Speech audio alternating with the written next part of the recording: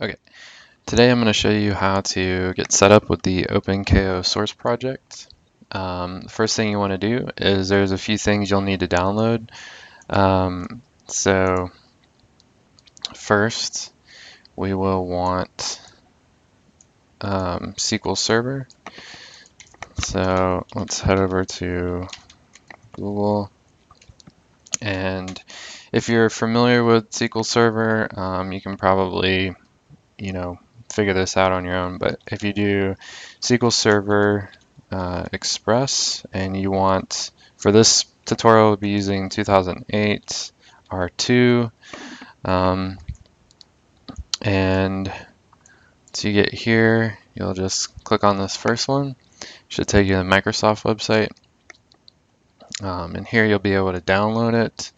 You want to be very careful which one you pick here. You want either this one or this one. So both of these, you have the SQL, you have Express, and then you have this part at the end, WT, that stands for with tools. This is basically the Studio Manager that we'll be using in order to back up the database, or restore the database, sorry. So here you can either get the x86 if you have a 32-bit operating system, or you can go with the x64 if you're 64-bit. Okay, so once you've downloaded that, you should have this installer. I just have it on my desktop. Okay, the next thing you'll want to download, so over to Google, you'll want Visual Studio Community.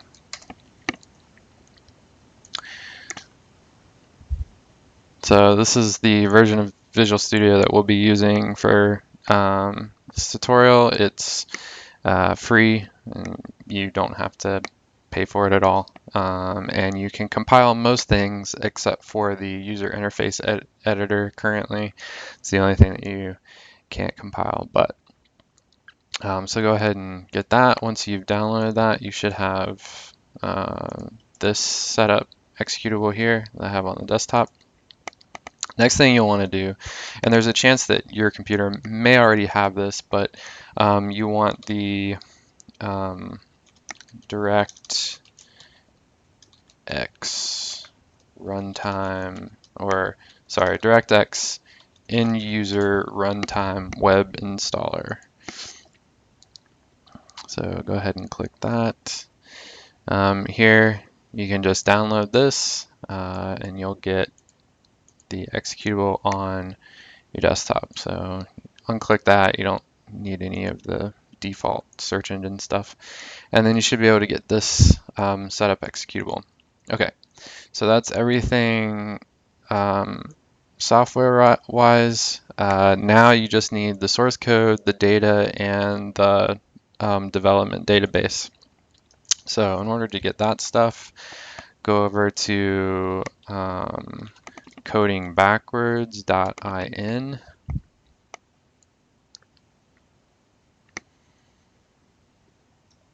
Okay, and then scroll to the bottom. In order to get the source code, you'll want to click on the Openko project repo. And I believe for this, you may have to sign up for an account.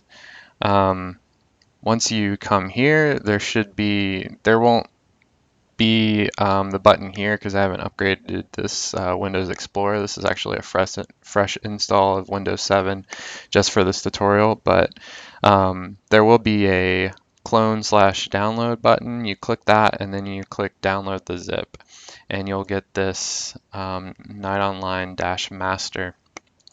And then go ahead and unzip that, and then in that folder you should have all the source code that we'll be using. Okay, once you have that, you'll want to come back here, go to General. You'll want to visit each of these topics to download the database. Just click View File, download this file. That'll give you the database backup file so that we'll be able to restore. Go to the data files, View File, and then you'll be able to get the data files.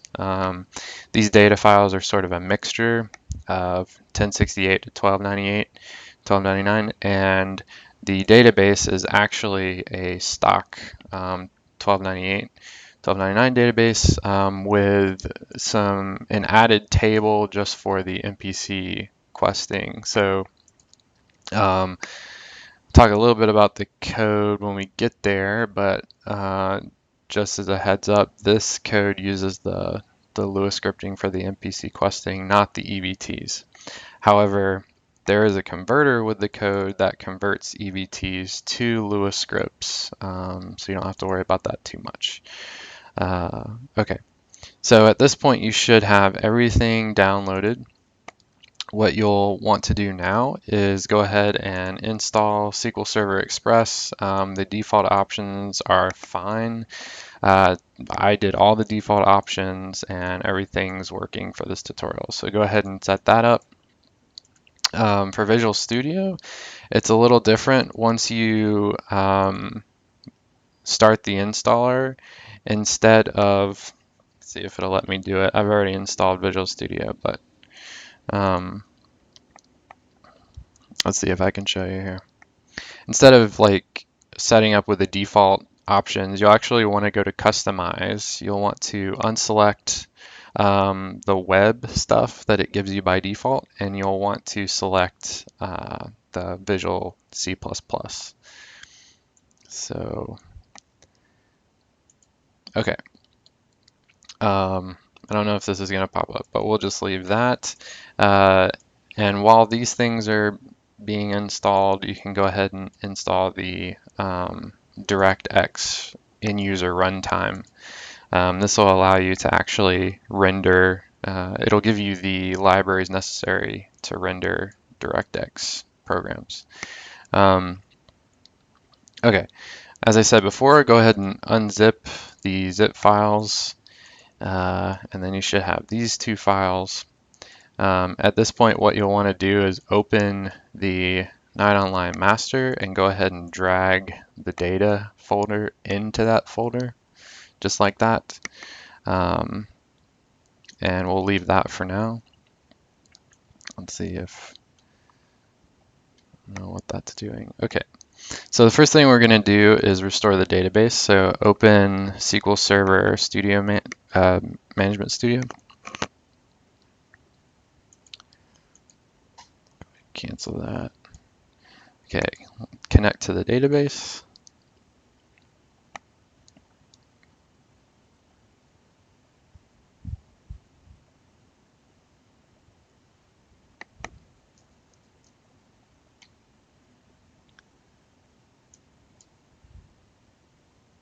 Okay, while that's connecting, I'm going to run to the desktop, open up, this is the Night Online master folder. This notes, go ahead and open that with whatever text editor you have.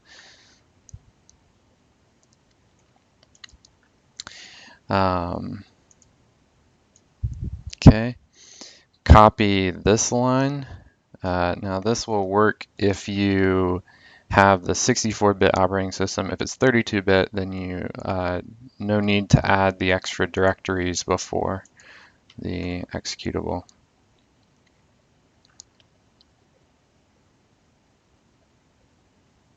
Okay, go ahead and open that.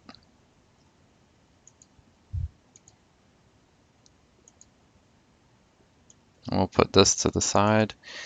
Now what we're going to do is create a database. So go ahead and right-click on databases, go to New Database.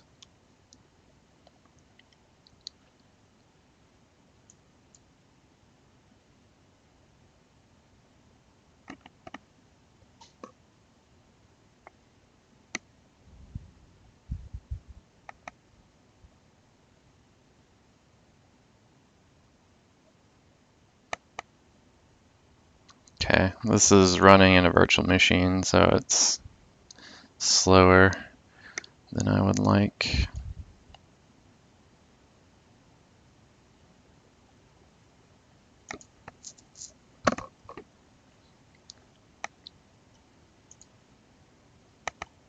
Okay, well, that's going on. What we can do is we can go ahead and open the source code with Visual Studio.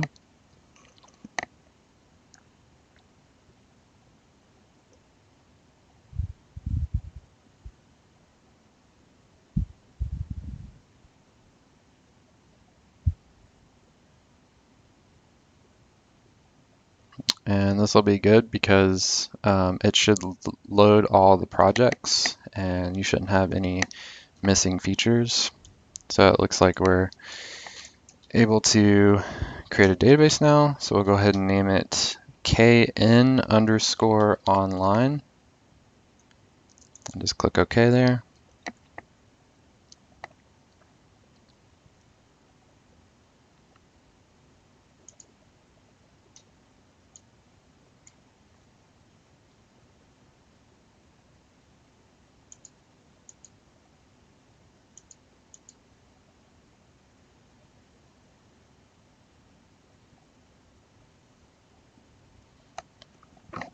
So as I was mentioning, the server-side source code is actually a 15xx version of 2Star's Snox project, and the client source code is the original 1068.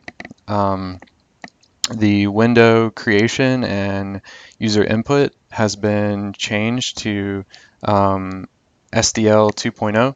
SDL stands for the Simple Direct Media Layer, and to learn more about that, you can go to libsdl.com, I think, maybe .org. But anyway, so we have our database now. So let's right-click on that. Let's go to Tasks, Restore Database. Okay, we want to restore from device. We'll click these three dots. We want to add a backup location.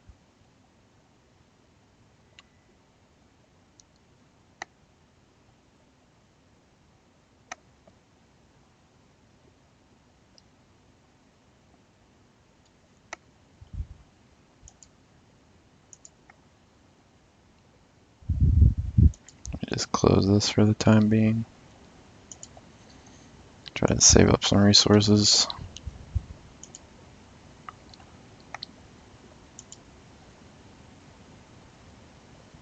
Okay, let's see if I can find the location for the SQL Server backups. Here we go.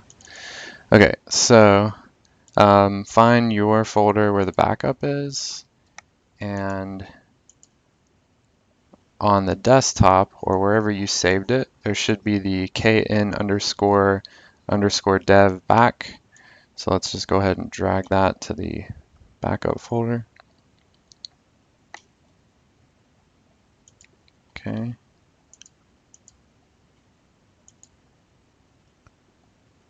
All right, and let's select that file, hit OK.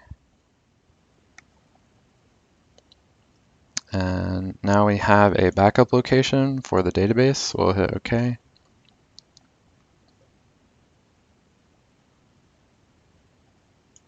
Here you'll want to tick Restore, go to Options.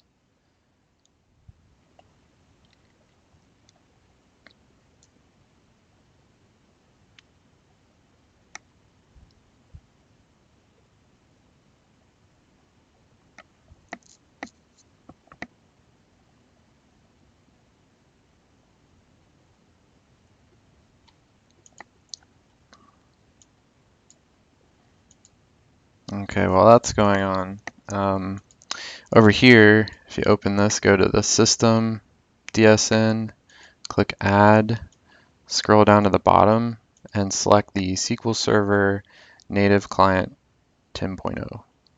Click Finish.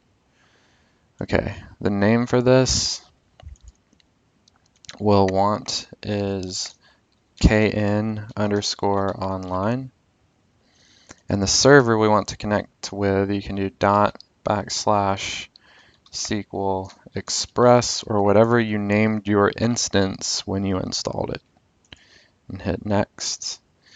Okay, coming back here to the database restore, we'll want to tick this overwrite the existing database with replace. Click OK.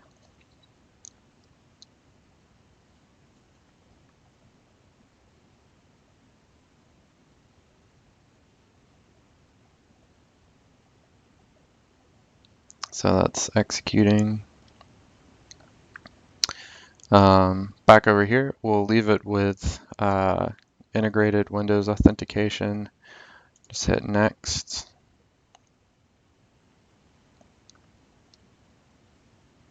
Okay, we want to change the default database to kn_online. Hit next, and we will untick the perform translation for character data and hit finish. Let's go ahead and test the data source. Okay, that worked. And looks like our database successfully restored. So hit OK, hit OK. We can go ahead and close this. Okay, so now what we'll want to do is open up the folder with the source code. And let's go ahead and open it with Visual Studio 2015. At this point, you should be pretty much ready to compile everything.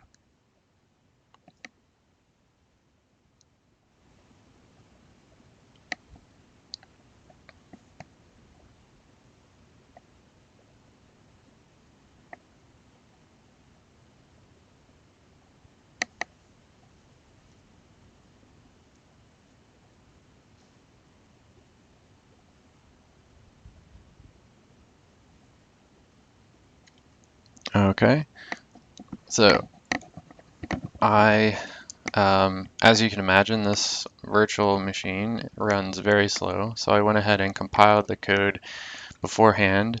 So let's go ahead and start it. For you, there will likely be a long compile process, but this should just boot right up. And you only have to click the start because the way the project, the way the solution is set up, the project dependencies work out so that it will compile everything that you need. And if you get something like this that says the application is in break mode, just click continue execution.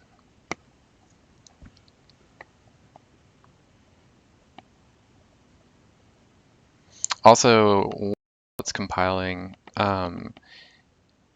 you'll likely get a ton of warnings, and you can safely ignore those.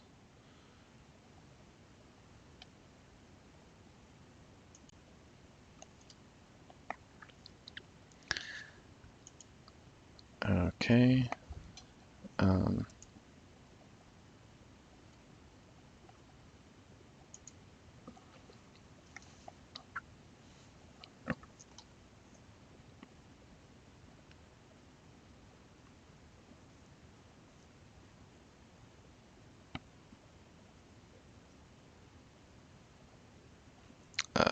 Okay, let me come here, do it this way. For some reason that's starting and going into full screen mode when I don't want it to.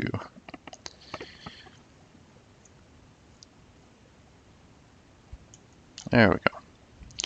Okay, so at this point you should successfully have loaded all the tables from the database.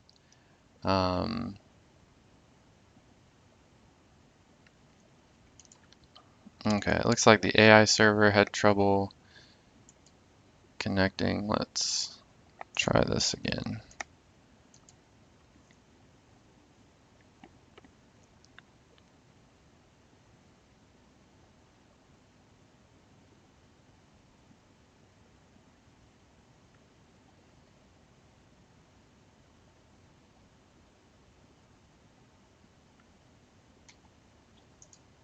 There we go. Now we have the AI server, the login server, and the game server. They're loading up their tables slowly but surely. So there are a number of different logins. Like I said before, the database is actually the stock 1298, 1299, so you can log in with the classical 2 stars test. That account is still there and has the main character here has GM privileges. So I'll exit out of that. You can also use test followed by a number, where it could be test 1, 2, 3, 4, all the way up to 10 for username and password. And then you can also use bit shift with password test, and you get an Orc Ranger character. So let me go ahead and log in. So there has been a lot of work on this project over the past, I'd say, year and a half, and I'm hoping to sort of create some interest. If people want to start helping out with the project or contribute some code, it'd be greatly appreciated. I do plan to make more kind of tutorials and explanations with the code in the future. And now that it's open source and everyone can get their hands on it, it should be a lot easier to kind of